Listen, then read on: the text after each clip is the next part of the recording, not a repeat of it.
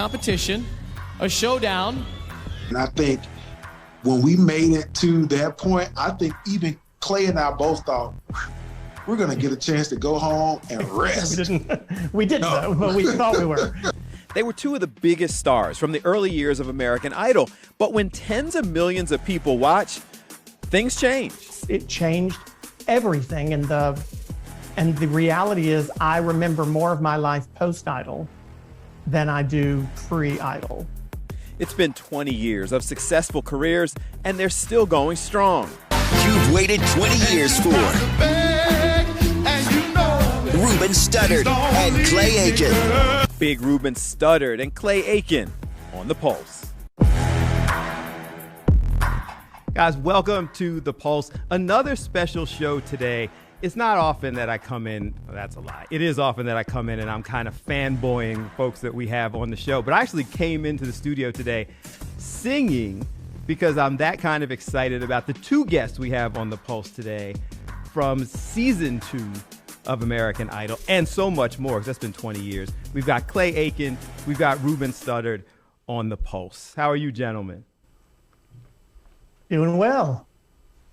I'm great. How are you, sir? It's been 20 years since that season. And so you guys coming back together to do a tour. But has it been 20 years of friends? Have you guys always been this cool since then? Absolutely. We met during the audition process.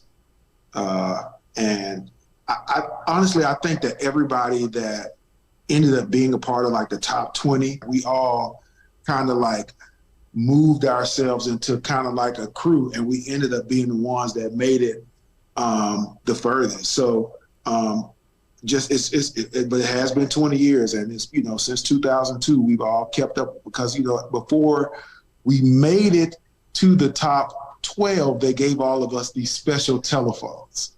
And so that's how we were all able to keep up with one another, because we were the first people to have the AT&T text messaging phones. That's how long they were fancy. They were fancy too 20 years ago, weren't they, Ruben?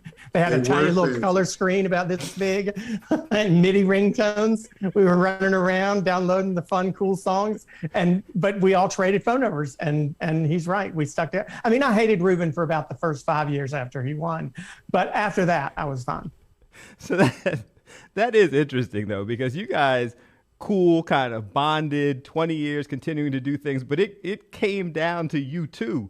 So even back then, were you cool through that, even as you competed?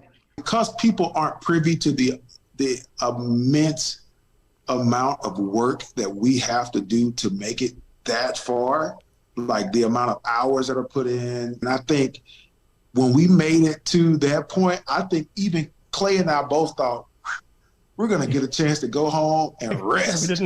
We didn't though, but we thought we were. I mean, we both were, I think, a little bit ready for it to be over by the end, because we were kind of worn out. We were excited. We had both been told we were going to get a record deal out of the show. That was even before they announced the winner. And we lived in a house together. We were the only season that lived in a house together. So they really did kind of build it into this very collegial atmosphere. They didn't want drama backstage. It wasn't that type of show, still isn't that type of show. And also, I think the fact that Ruben and I are so different is a good thing. We bonded because we have a lot in common, but we also have enough different, Ruben is the best at what he does, and I think I'm pretty good at what I do, but they aren't necessarily the same. And I don't think either one of us, by the end of that show, really believed that the winner meant one or the other was going to be better than the other. We just, we had enjoyed and both gotten to be on TV in front of a 40 million person audience, and everything at that point was going to be gravy. And regardless of what happened next for either one of us, we knew that we had a brother, and we loved each other, and we were going to support each other throughout. It was just season 2. So some of this was still, it was kind of new. Like, you didn't know you didn't know everything that came with all of that and all of the fame and the competition. But you also didn't know that you could not win and still have a huge career.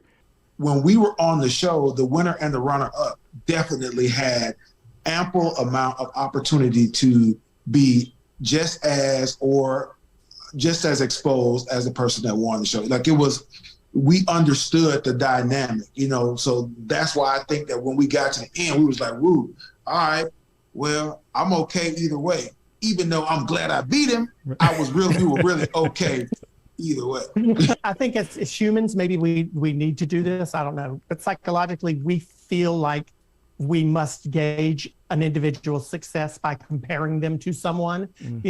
Obviously, Kelly Clarkson is incredibly successful with her talk show and all the stuff that she's done, the hits she's made. But let's not kid. Justin Guarini has done incredibly well for himself. The fact that Justin Guarini doesn't have his own talk show like Kelly doesn't mean he hasn't been successful. I mean, a lot of it comes from the fact that each of them were on the show for the same number of episodes. Ruben and I had the opportunity for 16 weeks to come into America's houses twice a week on this TV show and kind of grow up in front of people. We've seen that same type of thing with subsequent seasons. It's the exposure that the show gives that has allowed Ruben and I to still be here 20 years later. 40 million people watching a show 16 weeks of the year was this incredible opportunity to have people kind of get to know us. And I think that that's what's been the biggest blessing, is that people sometimes it's frustrating, right? Because they think they know us. So they sit down at dinner with us. But it's also, the fact that they do has allowed us to keep doing this and to be able to celebrate a 20th anniversary that a lot of people don't ever get the blessing to be able to do. 40 million people. That's still a staggering number of people who watched through that. I think it was 100 and some odd million people voted while you guys or votes while you guys were there. How much did that change your life? It definitely took some adjusting, because as we said earlier, when we were on the show, we were very sheltered. Like, they didn't allow us the opportunity to go out and really see the impact the show was having in a grand scale. Even after I won the show, I still hadn't talked to Steve Harvey. Like, people would be like, man, call Steve Harvey. Well, that was a thing in LA where Steve Harvey would do a call out, and whoever saw the celebrity, they would tell that person, like, call Steve Harvey. Well, these people actually had Steve Harvey's number. I didn't. I had no idea what radio station to call. And my first time interviewing him, I was like, man, for the last 5 months, everybody I see in LA has been telling me to call Steve Harvey. When you win American Idol, you get a trophy, you get a record deal, and you get a call from Steve Harvey. I didn't win, so I didn't get to call him. But your life changed dramatically too, right? I mean, all of that same exposure applied, even if you didn't want to take Steve Harvey's call. I mean, listen, it changed both of our lives immediately. And I'm sure Ruben has over the years kind of thought about this too, that most people who come into the spotlight, so to speak, do it somewhat gradually. They put out their first album, they really work and hustle to try to sell it, and hopefully the second album sells more and grows their career. Ruben and I went from being completely nobody in February of 2003 to being, on May 22nd of 2003, arguably the biggest names in American media at that time. And it happened overnight, and it happened, as he mentioned, after being sequestered. So we've told this story before. Both he and I went to New York right after the show and went to see Rent on Broadway, because we had a friend who was in it. And we walked into the theater, and they actually had to stop the show to move us because people around us were more interested in trying to get pictures with us or talk to us than they were in watching the show.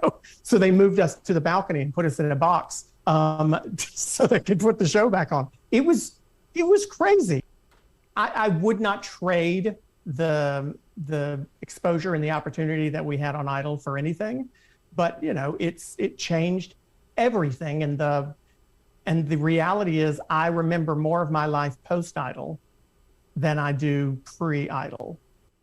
You speak for yourself, sir. Jesse Jackson told me when I was a little boy that I am somebody. I have always been somebody, Clay. Talk about we wasn't nobody. Jesse Jackson told me in '83 when I was in kindergarten that I am somebody. Yeah, that part. I haven't been on Idol, and I'm somebody too. Well, listen, I ain't gonna lie to you. I was nobody. Jesse wasn't talking to me. Coming up next, the success came in an instant, but it's clearly lasted. So few people have the luxury of being able to go back out and do another tour 20 years after their first one.